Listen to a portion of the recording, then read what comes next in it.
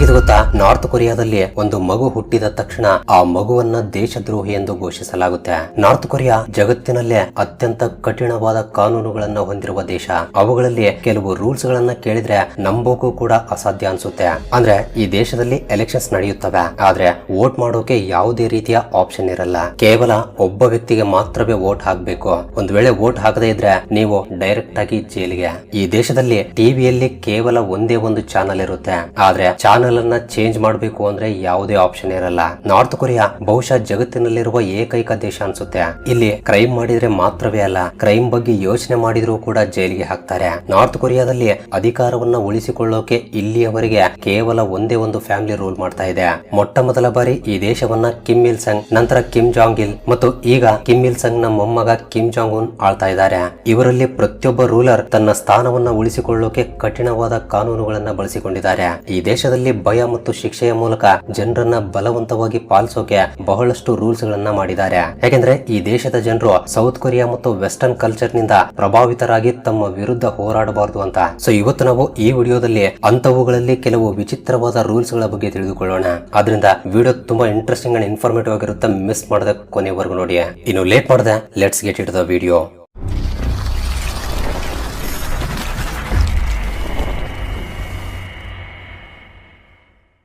2024ರಲ್ಲಿ North Korea sun glasses ಗಳ ಬಳಕೆ ಮತ್ತು ಮದುವೆ ಡ್ರೆಸ್ ಅನ್ನ ನಿಷೇಧಿಸುತ್ತೆ. ಇಲ್ಲಿ ಮೆಟ್ರೋ ಅಥವಾ ಪಬ್ಲಿಕ್ ಸ್ಟೇಷನ್ ಗಳಲ್ಲಿ ಮ್ಯೂಸಿಕ್ ಬದಲಾಗಿ ಕಿಮ್ ಫ್ಯಾಮಿಲಿಯ ಭಾಷಣಗಳನ್ನ ಹಾಕಲಾಗುತ್ತೆ. ಅಂಡ್ ಆ ಸಮಯದಲ್ಲಿ ಯಾರು ಕೂಡ ಒಬ್ಬರ ಜೊತೆ ಇನ್ನೊಬ್ಬರು ಮಾತನಾಡಬಾರದು. ಒಂದು ವೇಳೆ ನಾರ್ತ್ ಕೊರಿಯಾದಲ್ಲಿ ಜನರು ಸೌತ್ ಕೊರಿಯಾದ ನಾಟಕಗಳನ್ನ ಅಥವಾ ಹಾಲಿವುಡ್ ಸಿನಿಮಾಗಳನ್ನ ನೋಡ್ತಾ ಇರುವ ಹಾಗೆ ಕಂಡು ಬಂದ್ರೆ ಅಂತವರು ಲೇಬರ್ ಕ್ಯಾಂಪ್ಸ್ ಅಥವಾ ಕಠಿಣ ಶಿಕ್ಷೆಯನ್ನ ಎದುರಿಸಬೇಕಾಗುತ್ತೆ. ಫಾರಿನ್ ಕಲ್ಚರ್ ಜನರ ಮೇಲೆ ಬೀಳಬಾರದು ಎಂಬ ಉದ್ದೇಶದಿಂದ ಈ ಕ್ರಮಗಳನ್ನ ತೆಗೆದುಕೊಳ್ಳಲಾಗುತ್ತೆ. ನಾರ್ತ್ ಕೊರಿಯಾದಲ್ಲಿ ಸಾಮಾನ್ಯ ಜನರಿಗೆ ಇಂಟರ್ನೆಟ್ ಬಳಸೋಕೆ ಪರ್ಮಿಷನ್ ಇರಲ್ಲ. ಅದರ ಬದಲಾಗಿ ಕೇವಲ ಇಂಟ್ರಾನೆಟ್ ಮಾತ್ರ ಬಳಸುವ ಅನುಮತಿ ಇರುತ್ತೆ. ಇಂಟ್ರಾನೆಟ್ ಅಂದ್ರೆ ಒಂದು ರೀತಿಯ ಸಂಪೂರ್ಣವಾಗಿ ಕ್ಲೋಸ್ಡ್ ನೆಟ್ವರ್ಕ್ ಆಗಿರುತ್ತೆ. ಇದು ಕೇವಲ ನಾರ್ತ್ ಕೊರಿಯಾದ ಒಳಗಡೆ ಮಾತ್ರವೇ ಕಾರ್ಯವನ್ನ ನಿರ್ವಹಿಸುತ್ತೆ. ಈ ನೆಟ್ವರ್ಕ್ ಮುಖಾಂತರ ಸರ್ಕಾರ ಜನರು ಏನ್ ನೋಡ್ತಿದ್ದಾರೆ, ಏನ್ ಓದ್ತಿದ್ದಾರೆ ಮತ್ತು ಏನ್ ಮಾತನಾಡ್ತಿದ್ದಾರೆ ಎಂಬುದನ್ನ ಮಾನಿಟರ್ ಮಾಡ್ತಾ ಇರುತ್ತೆ. ಈ ರೀತಿ ಸರ್ಕಾರ ಜನರಿಗೆ ತಲುಪುವ ಇನ್ಫಾರ್ಮೇಶನ್ ಅನ್ನ ಕಂಟ್ರೋಲ್ ಮಾಡ್ತಾ ಇರುತ್ತೆ. ಇದರಿಂದ ಅಲ್ಲಿನ ಜನರು ಹೊರಗಿನ ಪ್ರಪಂಚಕ್ಕೆ ಪ್ರಭಾವಿತರಾಗಲ್ಲ. ನಾರ್ತ್ ಕೊರಿಯಾದಲ್ಲಿ ಸರ್ಕಾರದ ಅನುಮತಿ ಇಲ್ಲದೆ ಬೇರೆ ದೇಶಗಳಿಗೆ ಫೋನ್ ಮಾಡುವುದು ಕೂಡ ಕಾನೂನು ವಿರುದ್ಧ.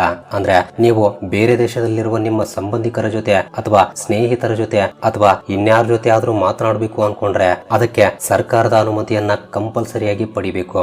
ಇಲ್ಲಿ ಟಿವಿ, ರೇಡಿಯೋ ಮತ್ತು ಪತ್ರಿಕೆಗಳನ್ನು ಕೂಡ ಕೇವಲ ಸರ್ಕಾರ ಮಾತ್ರವೇ ನಡೆಸುತ್ತೆ. ಪ್ರೈವೇಟ್ ಮೀಡಿಯಾ ಬಗ್ಗೆ ಕಲ್ಪನೆ ಮಾಡೋಕು ಕೂಡ ಸಾಧ್ಯವಿಲ್ಲ. ಈ ಮೀಡಿಯಾದಲ್ಲಿ ಕೇವಲ ಸರ್ಕಾರದ ಬಗ್ಗೆ ಪಾಸಿಟಿವ್ ಮಾತುಗಳು, ಕಿಮ್ ರಾಜವಂಶದ ವೈಭವ ಮತ್ತು ವಿದೇಶಿ ಶತ್ರುಗಳಾದ USA ಬಗ್ಗೆ ಮಾತ್ರವೇ ಹೇಳಲಾಗುತ್ತೆ. ಅಲ್ಲಿನ ಜನರಲ್ಲಿ ಅವರ ಚಿಕ್ಕ ವಯಸ್ಸಿನಿಂದಲೇ ಅಮೆರಿಕ ಮತ್ತು ಅದರ ಮಿತ್ರ ರಾಷ್ಟ್ರಗಳ ವಿರುದ್ಧ ದ್ವೇಷವನ್ನ ತುಂಬಲಾಗುತ್ತೆ. ನಾರ್ತ್ ಕೊರಿಯಾದಲ್ಲಿ ಸರ್ಕಾರ ಜನರ ಹೇರ್ ಸ್ಟೈಲ್ ಮೇಲೂ ಕೂಡ ಕಠಿಣ ನಿಯಂತ್ರಣವನ್ನ ಇಟ್ಟಿದೆ. ಕೇವಲ ಕೆಲವು ನಿರ್ದಿಷ್ಟ ರೀತಿಯ ಹೇರ್ ಸ್ಟೈಲ್ಸ್ ಗಳಿಗೆ ಸರ್ಕಾರ ಅನುಮತಿ ನೀಡಿದೆ. ಅಂದ್ರೆ ಜನರು ಯಾವ ರೀತಿ ಹೇರ್ ಸ್ಟೈಲ್ ಗಳನ್ನ ಮಾಡಿಸ್ಕೋಬೇಕು ಎಂದು ಸರ್ಕಾರವೇ ಡಿಸೈಡ್ ಮಾಡುತ್ತೆ.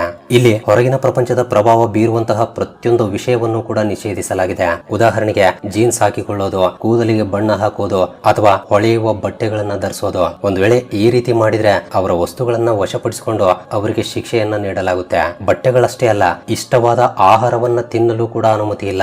ಹಾಟ್ ಡಾಗ್ಸ್ ಅಮೆರಿಕನ್ ಕಲ್ಚರ್ ನಲ್ಲಿ ಸಾಮಾನ್ಯವಾಗಿರೋದ್ರಿಂದ ಅದನ್ನ ಇಲ್ಲಿ ಬ್ಯಾನ್ ಮಾಡಿದ್ದಾರೆ. ಅಂಡ್ ಬುಡಾಯ್ ಜಿಗಾಯ್ ಮತ್ತು ಟ್ಯೋಕ್ಬೊಕ್ಕಿ ಸೌತ್ ಕೊರಿಯಾದ ಡಿಶಸ್ ಆಗಿರೋದ್ರಿಂದ ಅವು ಕೂಡ ಈ ದೇಶದಲ್ಲಿ ಬ್ಯಾನ್ ಆಗಿವೆ. ಒಂದು ಸಿಟಿಯಿಂದ ಇನ್ನೊಂದು ಸಿಟಿಗೆ ಪ್ರಯಾಣಿಸೋಕು ಕೂಡ ಪರ್ಮಿಷನ್ ಲೆಟರ್ ಕಂಪಲ್ಸರಿಯಾಗಿ ಇರಬೇಕು. ಪರ್ಮಿಷನ್ ಲೆಟರ್ ಇಲ್ಲದೆ ಪ್ರಯಾಣಿಸಿದ್ರೆ ಅದನ್ನ ಕಾನೂನು ವಿರುದ್ಧ ಎಂದು ಪರಿಗಣಿಸಲಾಗುತ್ತೆ. ನಾರ್ತ್ ಕೊರಿಯಾದ ಪಾಸ್ಪೋರ್ಟ್ ಕೇವಲ ಎಲೈಟ್ ಕ್ಲಾಸ್ ಗೆ ಮಾತ್ರವೇ ಸಿಗುತ್ತೆ. ಉದಾಹರಣೆಗೆ ಗವರ್ಮೆಂಟ್ ಆಫೀಸರ್ಸ್ ಮತ್ತು ಕಿಮ್ ಜಾಂಗ್ ನ ಆಪ್ತ ಸಹಚರರು. ಸಾಮಾನ್ಯ ಜನರು ಕನಸಿನಲ್ಲೂ ಕೂಡ ನಾರ್ತ್ ಕೊರಿಯಾದಿಂದ ಹೊರಗೆ ಹೋಗೋಕೆ ಸಾಧ್ಯವಿಲ್ಲ. ನಾರ್ತ್ ಕೊರಿಯಾದಲ್ಲಿ ಭೂಮಿಯಾಗ್ಲಿ ಅಥವಾ ಮನೆಯಾಗ್ಲಿ ಅಥವಾ ಅಂಗಡಿಯಾಗ್ಲಿ ಅಥವಾ ಬಿಸ್ನೆಸ್ ಆಗ್ಲಿ ಎಲ್ಲವೂ ಕೂಡ ಸರ್ಕಾರದ ಆಸ್ತಿಯಾಗಿರುತ್ತೆ. ಯಾವ ವ್ಯಕ್ತಿ ಕೂಡ ಅದರ ಓನರ್ ಆಗೋಕೆ ಸಾಧ್ಯವೇ ಇಲ್ಲ. ಕೇವಲ ಅವುಗಳನ್ನ ಬಳಸಬಹುದು, ಅದು ಕೂಡ ಸರ್ಕಾರದ ಇಷ್ಟದಂತೆ ಮಾತ್ರವೇ. ಇಲ್ಲಿ ಯಾವುದೇ ಧರ್ಮವನ್ನ ಪಾಲಿಸುವುದು ಅಥವಾ ಆಚರಿಸುವುದು ಕೂಡ ಕಾನೂನು ವಿರುದ್ಧ. ಅಂದ್ರೆ ಜನರು ತಮ್ಮ ಇಚ್ಛೆಯಂತೆ ಯಾವುದೇ ಧರ್ಮವನ್ನ ಪಾಲಿಸೋಕೆ ಆಗಲ್ಲ. ನಾರ್ತ್ ಕೊರಿಯಾದಲ್ಲಿ ಚರ್ಚ್ಗಳಿವೆ, ಆದ್ರೆ ಅವು ಕೇವಲ ಹೊರಗಿನ ಪ್ರಪಂಚಕ್ಕೆ ಆ ದೇಶದಲ್ಲಿ ಧಾರ್ಮಿಕ ಸ್ವಾತಂತ್ರ್ಯವಿದೆ ಎಂದು ತೋರಿಸುವುದಕ್ಕಷ್ಟೇ ಇವೆ. ನಿಜ ಹೇಳಬೇಕು ಅಂದ್ರೆ ಅವುಗಳನ್ನ ಬಳಸಿದವರನ್ನ ಲೇಬರ್ ಕ್ಯಾಂಪ್ಸ್ ಗಳಿಗೆ ಕಳಿಸಲಾಗುತ್ತೆ. ನಾರ್ತ್ ಕೊರಿಯಾದಲ್ಲಿ ಯಾರಾದರೂ ಸರ್ಕಾರದ ವಿರುದ್ಧ ಹೋಗೋಕೆ ಪ್ರಯತ್ನಿಸಿದ್ರೆ ಅಥವಾ ಕಿಮ್ ರಾಜವಂಶದ ವಿರುದ್ಧ ಧ್ವನಿ ಎತ್ತಿದ್ರೆ ಕೇವಲ ಆ ವ್ಯಕ್ತಿಯನ್ನಷ್ಟೇ ಅಲ್ಲ, ಅವನ ಇಡೀ ಕುಟುಂಬವನ್ನ ಬಂಧಿಸಿ ಬಿಡ್ತಾರೆ. ಅಷ್ಟೇ ಅಲ್ಲ, ಈ ಶಿಕ್ಷೆ ತಮ್ಮ ಕುಟುಂಬದ 3 ತಲೆಮಾರುಗಳವರೆಗೆ ನೀಡಲಾಗುತ್ತೆ. ಅಂದ್ರೆ ಒಬ್ಬ ವ್ಯಕ್ತಿ ದೇಶದ್ರೋಹಿ ಎಂದು ಕಂಡು ಬಂದು ಜೈಲಲ್ಲಿ ಇದ್ದಾನೆ ಅನ್ಕೊಳ್ಳಿ, ಕೆಲವು ವರ್ಷಗಳ ನಂತರ ಅವನ ಮೊಮ್ಮಗ ಅಥವಾ ಮೊಮ್ಮಗಳು ಹುಟ್ಟಿದ್ರೆ ಆ ಅಮಾಯಕ ಮಗುವನ್ನು ಕೂಡ ದೇಶದ್ರೋಹಿ ಎಂದು ಕರೆಯಲಾಗುತ್ತೆ. ಈ ರೀತಿ ಯಾಕೆ ಅಂದ್ರೆ ಸರ್ಕಾರದ ವಿರುದ್ಧವಾಗಿ ಮಾತನಾಡಿದ ಆ ವ್ಯಕ್ತಿಯ ಕುಟುಂಬ ಮತ್ಯಾವತ್ತೂ ಕೂಡ ಕಿಮ್ ಕುಟುಂಬದ ವಿರುದ್ಧ ಮಾತನಾಡಬಾರದು ಅಂತ. ಈ ದೇಶದಲ್ಲಿ ಪ್ರತಿಯೊಂದು ಕಾಲನಿ, ಅಪಾರ್ಟ್ಮೆಂಟ್ ಮತ್ತು ಮನೆಗಳ ಸುತ್ತಮುತ್ತ ಸರ್ಕಾರಿ ಗೂಢಚಾರಿಗಳಿರ್ತಾರೆ. ಅವರು ರಹಸ್ಯವಾಗಿ ಎಲ್ಲಾ ಜನರ ಮೇಲೆ ನಿಗಾ ಇಡ್ತಾರೆ. ಇಲ್ಲಿ ಇನ್ನೂ ವಿಚಿತ್ರ ಏನು ಅಂದ್ರೆ ಈ ದೇಶದಲ್ಲಿ ಕ್ರೈಮ್ ಮಾಡೋದು ಮಾತ್ರವೇ ಅಲ್ಲ, ಕ್ರೈಮ್ ಮಾಡೋದ್ರ ಬಗ್ಗೆ ಯೋಚಿಸಿದ್ರೂ ಕೂಡ ನೀವು ಜೈಲಿಗೆ ಹೋಗುವ ಅವಕಾಶವಿರುತ್ತೆ. ಅಂದ್ರೆ ಯಾರಾದ್ರೂ ಸರ್ಕಾರದ ವಿರುದ್ಧ ಏನಾದ್ರೂ ಯೋಚಿಸಿ ಅದನ್ನ ರಿಪೋರ್ಟ್ ಮಾಡಿದ್ರೆ ತಮ್ಮ ಕಾಲಿಗೆ ತಾವೇ ಚೂರಿ ಹಾಕಿಕೊಂಡಂತಾಗುತ್ತೆ. ನಾರ್ತ್ ಕೊರಿಯಾದಲ್ಲಿ ಹುಟ್ಟಿನಿಂದ ಸಾವಿನವರೆಗೆ ಪ್ರತಿ ವಾರ ಸೆಲ್ಫ್ ಕ್ರಿಟಿಸಿಸಂ ಸೆಷನ್ಸ್ ನಡೆಯುತ್ತವೆ. ಅಂದ್ರೆ ಒಂದು ತುಂಬಿರುವ ಕ್ಲಾಸ್ ನಲ್ಲಿ ಜನರು ತಮ್ಮ ತಪ್ಪುಗಳನ್ನ ಹೇಳಿಕೊಳ್ತಾರೆ. ಉದಾಹರಣೆಗೆ, ನಾನು ನನ್ನ ಸ್ನೇಹಿತನ ವೀಕ್ನೆಸ್ ಅನ್ನ ಸರ್ಕಾರಕ್ಕೆ ಮುಚ್ಚಿಟ್ಟಿದ್ದೀನಿ, ಅಥವಾ ಕಿಮ್ ಜಾಂಗ್ ಉನ್ ರವರನ್ನ ಕಡಿಮೆ ಹೊಗಳಿದ್ದೀನಿ, ಅಥವಾ ನಾನು ಫಾರಿನ್ ವಸ್ತುವಿನಿಂದ ಇಂಪ್ರೆಸ್ ಆಗಿದ್ದೀನಿ ಅಂತ ಹೇಳಿಕೊಳ್ತಾರೆ. ನಂತರ ಅವರು ತಮ್ಮ ತಪ್ಪಿಗೆ ಕ್ಷಮೆಯನ್ನ ಕೇಳಿಕೊಳ್ತಾರೆ. ನಂತರ ಕ್ಲಾಸ್ ನಲ್ಲಿ ಕುಳಿತಿರುವ ಜನರು ಅವರನ್ನ ಕ್ರಿಟಿಸೈಸ್ ಮಾಡ್ತಾರೆ. ನಾರ್ತ್ ಕೊರಿಯಾದಲ್ಲಿ ಪ್ರತಿಯೊಬ್ಬ ವ್ಯಕ್ತಿ ಮತ ಚಲಾಯಿಸುವುದು ಕಡ್ಡಾಯ. ಆದ್ರೆ ಇಲ್ಲಿ ಆಶ್ಚರ್ಯಪಡಿಸುವ ವಿಷಯ ಏನು ಅಂದ್ರೆ ಈಗಿರುವ ಸರ್ಕಾರವೇ ಇರಬೇಕು ಅನ್ನೋರಿಗೆ ಮಾತ್ರವೇ ವೋಟ್ ಹಾಕುವ ಅವಕಾಶ ಇರುತ್ತೆ. ಅಂದ್ರೆ ಇಲ್ಲಿ ಜನರು ವೋಟ್ ಹಾಕಿ ತಮ್ಮ ಲೀಡರ್ ಅನ್ನ ಆಯ್ಕೆ ಮಾಡುವ ಯಾವುದೇ ಚುನಾವಣೆ ನಡೆಯಲ್ಲ. ಅದರ ಬದಲಾಗಿ ಇಲ್ಲಿ ಕೇವಲ ಒಬ್ಬ ವ್ಯಕ್ತಿಗೆ ಮಾತ್ರವೇ ವೋಟ್ ಹಾಕಬೇಕು. ಅಂಡ್ ಯಾರು ವೋಟ್ ಹಾಕೋಕೆ ಬರಲ್ವೋ ಅವರನ್ನ ದೇಶದ್ರೋಹಿ ಅಂತ ಕರೀತಾರೆ. ಹಾಗಾದ್ರೆ ಸರ್ಕಾರಕ್ಕೆ ಬೇಕಾಗಿರುವ ಹಾಗೆ ಜನರು ವೋಟ್ ಮಾಡಬೇಕು ಅಂದಾಗ ಎಲೆಕ್ಷನ್ ಯಾಕೆ ನಡೆಯುತ್ತೆ ಅಂದ್ರೆ ಈ ದೇಶದಲ್ಲಿ ನಡೆಯುವ ಎಲೆಕ್ಷನ್ ನಾಯಕನನ್ನ ಆಯ್ಕೆ ಮಾಡೋಕೆ ನಡೆಯಲ್ಲ. ಇದೊಂದು ಲಾಯಲ್ಟಿ ಟೆಸ್ಟ್ ಆಗಿರುತ್ತೆ. ಸೊ 100% ಜನರು ಒಂದೇ ಅಭ್ಯರ್ಥಿಗೆ ವೋಟ್ ಹಾಕಿದಾಗ ಅದನ್ನ ಸರ್ಕಾರ ತನ್ನ ಶಕ್ತಿ ಮತ್ತು ಜನರ ಏಕತೆ ಎಂದು ಭಾವಿಸುತ್ತೆ. ಅಷ್ಟೇ ಅಲ್ಲ, ಇಲ್ಲಿ ಸುಪ್ರೀಂ ಪೀಪಲ್ಸ್ ಅಸೆಂಬ್ಲಿ ಎಂದು ಕರೆಯುವ ನ್ಯಾಷನಲ್ ಅಸೆಂಬ್ಲಿ ಕೂಡ ಇದೆ. ಆದ್ರೆ ಇದ್ರ ಕೆಲಸ ತೀರ್ಮಾನವನ್ನ ತೆಗೆದುಕೊಳ್ಳೋದಾಗಿರಲ್ಲ. ಬದಲಾಗಿ ಕಿಮ್ ಜಾಂಗ್ ಉನ್ ನ ತೀರ್ಮಾನಗಳಿಗೆ ಕೇವಲ ಸೀಲ್ ಹಾಕೋಕೆ ಮಾತ್ರವೇ ಇದೆ. ನಾರ್ತ್ ಕೊರಿಯಾದ ಎಲ್ಲಾ ಜನರು ಕಡ್ಡಾಯವಾಗಿ ಗವರ್ಮೆಂಟ್ ನ 10 ಪಾಯಿಂಟ್ ಐಡಿಯಾಲಜಿಕಲ್ ಪ್ರಿನ್ಸಿಪಲ್ಸ್ ಗಳನ್ನ ಕಂಠಪಾಠ ಮಾಡಬೇಕು. ಯಾರಾದ್ರೂ ಅದನ್ನ ಹೇಳುವಾಗ ಮಧ್ಯದಲ್ಲಿ ನಿಂತು ಹೋದ್ರೂ ಕೂಡ ದೇಶದ್ರೋಹಿ ಎಂದು ಕರೆಯಲಾಗುತ್ತೆ. ಈ 10 ಪಾಯಿಂಟ್ಸ್ ಗಳಲ್ಲಿ ಕಿಮ್ ಇಲ್ ಸಂಗ್ ಹೆಸರು ಬರೆದಂತಹ ಒಂದೇ ಒಂದು ಪಾಯಿಂಟ್ ಕೂಡ ಇಲ್ಲ. ನಾರ್ತ್ ಕೊರಿಯಾದಲ್ಲಿ ಪ್ರತಿಯೊಂದು ಟಿವಿ ಸೆಟ್ ಕೇವಲ government channel like Korean central television channel ಅನ್ನ ಮಾತ್ರ ಸೆಟ್ ಮಾಡಲಾಗಿರುತ್ತೆ. ಇದರರ್ಥ ಜನರು ತಮ್ಮ ಇಷ್ಟದಂತೆ ಚಾನೆಲ್ಸ್ ಗಳನ್ನ ಬದಲಾಯಿಸಲು ಸಾಧ್ಯವಿಲ್ಲ. ಅಂಡ್ ಇತರ ಚಾನೆಲ್ಸ್ ಗಳನ್ನ ಟ್ಯೂನ್ ಮಾಡುವುದು ಕೂಡ ಈ ದೇಶದಲ್ಲಿ ಇಲ್ಲೀಗಲ್. ಇಂಪೋರ್ಟ್ ಮಾಡಿಕೊಂಡ ಟಿವಿ ಸೆಟ್ ಗಳಲ್ಲಿ NTSC ಟ್ಯೂನರ್ ಗಳನ್ನ ಮೊದಲೇ ಪ್ರೀ ಬ್ಲಾಕ್ ಮಾಡಿರ್ತಾರೆ. ನಾರ್ತ್ ಕೊರಿಯಾದಲ್ಲಿ ಸೈಕಲ್ ಮೇಲೆ ಕೂಡ ರಿಜಿಸ್ಟ್ರೇಷನ್ ಮತ್ತು ನಂಬರ್ ಪ್ಲೇಟ್ ಇರುತ್ತೆ. ಇಲ್ಲಿ ಸೈಕಲ್ ನಡೆಸಬೇಕಂದ್ರೂ ಕೂಡ ರೋಡ್ ಸೇಫ್ಟಿ ಟೆಸ್ಟ್ ನಲ್ಲಿ ಪಾಸ್ ಆಗಬೇಕು, ಜೊತೆಗೆ ಲೈಸೆನ್ಸ್ ಅನ್ನು ಕೂಡ ಪಡಿಬೇಕು. ನಾರ್ತ್ ಕೊರಿಯಾದಲ್ಲಿ ಬಟ್ಟೆಗಳ ಮೇಲೆ ಫಾರಿನ್ ಲೋಗೋಸ್, ಸ್ಲೋಗನ್ಸ್ ಅಥವಾ ಧ್ವಜಗಳನ್ನ ಸಂಪೂರ್ಣವಾಗಿ ನಿಷೇಧಿಸಲಾಗಿದೆ. ಈ ದೇಶದ ನಾಗರಿಕರಿಗೆ ಮಾತ್ರವೇ ಅಲ್ಲ, ಯಾರಾದ್ರೂ ಇಲ್ಲಿ ಟೂರಿಸ್ಟ್ ಗಳಾಗಿ ಬಂದ್ರೆ ಅವರಿಗೂ ಕೂಡ ಕಠಿಣವಾದ ರೂಲ್ಸ್ ಇವೆ. ಟೂರಿಸ್ಟ್ ಗಳ ಜೊತೆಗೆ ಕಡ್ಡಾಯವಾಗಿ ಒಬ್ಬ ಗೈಡ್ ಇರಬೇಕು. ಅಂಡ್ ಅವರು ಕೇವಲ ನಾರ್ತ್ ಕೊರಿಯಾದ ಸರ್ಕಾರ ಹೇಳಿದ ಸ್ಥಳಗಳಿಗೆ ಮಾತ್ರವೇ ಹೋಗ್ಬೇಕು. ಅವರು ಲೋಕಲ್ಸ್ ಜೊತೆ ಮಾತನಾಡೋದಾಗ್ಲಿ ಅಥವಾ ಪಬ್ಲಿಕ್ ಅಲ್ಲಿ ಫೋಟೋ ತೆಗೆಯೋದಕ್ಕಾಗ್ಲಿ ಪರ್ಮಿಷನ್ ಇರಲ್ಲ. ಒಂದು ವೇಳೆ ಟೂರಿಸ್ಟ್ ಯಾರಾದ್ರೂ ಲೋಕಲ್ ವ್ಯಕ್ತಿಯ ಜೊತೆ ಇಂಟರ್ವ್ಯೂ ಮಾಡಬೇಕು ಅನ್ಕೊಂಡ್ರೆ ಗೈಡ್ ನ ಪರ್ಮಿಷನ್ ಇಲ್ಲದೆ ಮಾಡಬಾರ್ದು. ನಾರ್ತ್ ಕೊರಿಯಾದಲ್ಲಿ ಮೊಬೈಲ್ಸ್ ಗಳನ್ನ ಮತ್ತು ಕಂಪ್ಯೂಟರ್ಸ್ ಗಳನ್ನ ಬಳಸೋಕೆ ಅನುಮತಿ ಇದೆ. ಆದ್ರೆ USB ಡ್ರೈವ್ ನಿಂದ ಹಿಡಿದು ಮೊಬೈಲ್ ನ ಮೆಮೊರಿಯವರೆಗೆ ಪ್ರತಿಯೊಂದನ್ನು ಕೂಡ ರೆಗ್ಯುಲರ್ ಆಗಿ ಚೆಕ್ ಮಾಡಲಾಗುತ್ತೆ. ಒಂದು ವೇಳೆ ಹೊರಗಿನ ಪ್ರಪಂಚದ ಬಗ್ಗೆ ಏನಾದ್ರೂ ವಿಷಯ ಕಂಡು ಬಂದ್ರೆ ಶಿಕ್ಷೆ ಬೀಳುವ ಅವಕಾಶವಿರುತ್ತೆ. ಈ ದೇಶದಲ್ಲಿ ಕರೆಂಟ್, ನೀರು ಮತ್ತು ಗ್ಯಾಸ್ ಎಲ್ಲವನ್ನೂ ಕೂಡ ರೇಷನ್ ಜೊತೆಗೆ ನೀಡಲಾಗುತ್ತೆ. ಇವುಗಳನ್ನ ಹೇಗೆ ಬಳಸ್ತಾರೆ ಅನ್ನೋದ್ರ ಮೇಲೂ ಕೂಡ ಕಟ್ಟುನಿಟ್ಟಾದ ಅಬ್ಸರ್ವೇಷನ್ ಇರುತ್ತೆ. ನಾರ್ತ್ ಕೊರಿಯಾದಲ್ಲಿ ಗಂಡಾಗ್ಲಿ ಅಥವಾ ಹೆಣ್ಣಾಗ್ಲಿ 17 ವರ್ಷ ವಯಸ್ಸಿನಿಂದಲೇ ಸೈನ್ಯದಲ್ಲಿ 10 ವರ್ಷಗಳವರೆಗೆ ಸೇವೆ ಮಾಡುವುದು ಪ್ರತಿಯೊಬ್ಬ ನಾಗರಿಕನಿಗೆ ಕಡ್ಡಾಯವಾಗಿದೆ.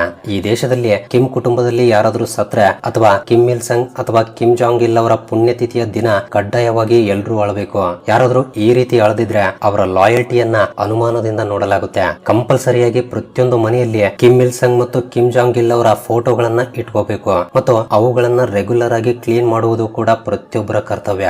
ಈ ನಾರ್ತ್ ಕೊರಿಯಾ ಇಡೀ ಜಗತ್ತಿನಿಂದ ಎಷ್ಟು ದೂರ ಇದೆ ಅಂದ್ರೆ ಅವರ ಕ್ಯಾಲೆಂಡರ್ ಕೂಡ ಉಳಿದ ಪ್ರಪಂಚಕ್ಕಿಂತ ಬೇರೆ ಇರುತ್ತೆ. ಅದನ್ನ ಜೂಚೆ ಕ್ಯಾಲೆಂಡರ್ ಎಂದು ಕರೆಯಲಾಗುತ್ತೆ. ಈ ಜೂಚೆ ಕ್ಯಾಲೆಂಡರ್ 1912ರಲ್ಲಿ ಪ್ರಾರಂಭವಾಗಿದೆ. ಇದು ಇಲ್ಲಿನ ಸುಪ್ರೀಂ ಲೀಡರ್ ಆಗಿರುವ ಕಿಮ್ ಇಲ್ ಸಂಗ್ ನ ಬರ್ತ್ ಇಯರ್ ನಿಂದ ಶುರುವಾಗುತ್ತೆ. ಅಂದ್ರೆ 1912ನೇ ವರ್ಷವನ್ನ ನಾರ್ತ್ ಕೊರಿಯಾದಲ್ಲಿ ಜೂಚೆ 1 ಎಂದು ಪರಿಗಣಿಸಲಾಗುತ್ತೆ. ಅಂಡ್ ಇಂದು ಅಂದ್ರೆ ಪ್ರಸ್ತುತ 2025ರಲ್ಲಿ ಅಲ್ಲಿ ಜೂಚೆ 113 ಇದೆ. ಸೊ ಈ ನಾರ್ತ್ ಕೊರಿಯಾ ಪ್ರಪಂಚದಿಂದ ದೂರ ಇರೋಕೆ ಬಹಳಷ್ಟು ಕಾರಣಗಳಿವೆ. ಒಂದು, ಜನರಿಗೆ ಹೊರಗಿನ ಪ್ರಪಂಚದ ಬಗ್ಗೆ ತಿಳಿದ್ರೆ ಅವರು ಸರ್ಕಾರದ ವಿರುದ್ಧ ಧ್ವನಿ ಎತ್ತುವ ಅವಕಾಶವಿದೆ ಎಂದು ಕಿಮ್ನ ಆಡಳಿತಕ್ಕೆ ಭಯವಿದೆ. ಆದ್ರಿಂದಲೇ ಮೀಡಿಯಾ, ಟ್ರಾವೆಲ್ ಮತ್ತು ಇಂಟರ್ನೆಟ್ ಎಲ್ಲವನ್ನೂ ಕೂಡ ಬ್ಯಾನ್ ಮಾಡಿದ್ದಾರೆ. ಮಾಡಿದ್ದಾರೆ. ಎರಡನೆಯದು ನ್ಯೂಕ್ಲಿಯರ್ ಪ್ರೋಗ್ರಾಮ್ ಕಾರಣದಿಂದ ನಾರ್ತ್ ಕೊರಿಯಾದ ಮೇಲೆ ಇಂಟರ್ನ್ಯಾಷನಲ್ ಸ್ಯಾಂಕ್ಷನ್ಸ್ ಬಿದ್ದಿವೆ. ಈ ಸ್ಯಾಂಕ್ಷನ್ಸ್ ನಾರ್ತ್ ಕೊರಿಯಾವನ್ನ ಪ್ರಪಂಚದಿಂದ ಮತ್ತಷ್ಟು ದೂರ ಮಾಡುತ್ತೆ. ಸೊ ಇಲ್ಲಿ ನಿಮಗೆ ಇನ್ನೊಂದು ವಿಷಯವನ್ನು ಕೂಡ ಹೇಳಬೇಕು. ಮೇ ಬಿ ಇವುಗಳಲ್ಲಿ ಬಹಳಷ್ಟು ನಿಯಮಗಳು ಮುಗಿದಿರಬಹುದು ಅಥವಾ ಇಂದಿಗೂ ಕೂಡ ಇವುಗಳಿಗಿಂತ ಹೆಚ್ಚು ಅಪಾಯಕಾರಿ ರೂಲ್ಸ್ ಜಾರಿಯಲ್ಲಿರಬಹುದು. ಇದರ ಬಗ್ಗೆ ಅಪ್ಡೇಟೆಡ್ ಇನ್ಫಾರ್ಮೇಶನ್ ಯಾರ ಹತ್ರವೂ ಕೂಡ ಇಲ್ಲ. ಹಾಗಾದ್ರೆ ಈ ಎಲ್ಲಾ ಮಾಹಿತಿಯನ್ನ ಯಾರು ಲೀಕ್ ಮಾಡಿದ್ದಾರೆ ಅಂದ್ರೆ 1953ರ ನಂತರ ನಾರ್ತ್ ಕೊರಿಯಾದಿಂದ ತಪ್ಪಿಸಿಕೊಂಡು ಹೊರಗಡೆ ಬಂದಿರುವ ಜನರು ಲೀಕ್ ಮಾಡಿದ್ದಾರೆ. ಅಷ್ಟೇ ಅಲ್ಲ, ಸ್ಪೈ ಸ್ಯಾಟಲೈಟ್ ಗಳ ಸಹಾಯದಿಂದ ವಿವಿಧ ಪ್ರದೇಶಗಳನ್ನ ಮಾನಿಟರ್ ಮಾಡಿರಬಹುದು ಅಥವಾ ಇಲ್ಲಿ ಕೆಲವು ನಾರ್ತ್ ಕೊರಿಯಾದವರು ವಿಡಿಯೋಗಳನ್ನ ಮಾಡಿ USB ಡ್ರೈವ್ ಗಳನ್ನ ಚೀನಾ ಮೂಲಕ ಕಳ್ಳ ಸಾಗಣೆ ಮಾಡಿರಬಹುದು. ಏನೇ ಆದ್ರೂ ನಮ್ಗೆ ಇಲ್ಲಿಯವರೆಗೆ ಸಿಕ್ಕ ಮಾಹಿತಿ ಇದು. ಹಾಗಾದ್ರೆ ಇದ್ರ ಬಗ್ಗೆ ನಿಮ್ಮ ಅನಿಸಿಕೆಗಳನ್ನ ತಪ್ಪದೆ ಕೆಳಗಡೆ ಕಮೆಂಟ್ ಮಾಡಿ ತಿಳಿಸಿ. ಹಾಗೆ ವಿಡಿಯೋ ಇಷ್ಟವಾಗಿದ್ರೆ ತಪ್ಪದೆ ವಿಡಿಯೋಗೆ ಒಂದು ಲೈಕ್ ಕೊಟ್ಟು ನಿಮ್ಮ ಫ್ರೆಂಡ್ಸ್ ಅಂಡ್ ಫ್ಯಾಮಿಲಿ ಜೊತೆ ಶೇರ್ ಮಾಡಿ. ಅಂಡ್ ಫಸ್ಟ್ ಟೈಮ್ ಯಾರಾದ್ರೂ ನಮ್ಮ ಚಾನಲ್ ಅನ್ನ ಈಗ ನೋಡ್ತಾ ಇದ್ರೆ ತಪ್ಪದೆ ಸಬ್ಸ್ಕ್ರೈಬ್ ಮಾಡ್ಕೊಂಡು ಪಕ್ಕದಲ್ಲಿರುವ ಬೆಲ್ ಐಕನ್ ಅನ್ನ ಆಕ್ಟಿವೇಟ್ ಮಾಡ್ಕೊಳ್ಳಿ. ಅಂಡ್ ಇನ್ನೊಂದು ಇನ್ಫಾರ್ಮೇಟಿವ್ ವಿಡಿಯೋ ಜೊತೆ ಮತ್ತೆ ಭೇಟಿ ಆಗೋಣ. ಜೈ ಹಿಂದ್.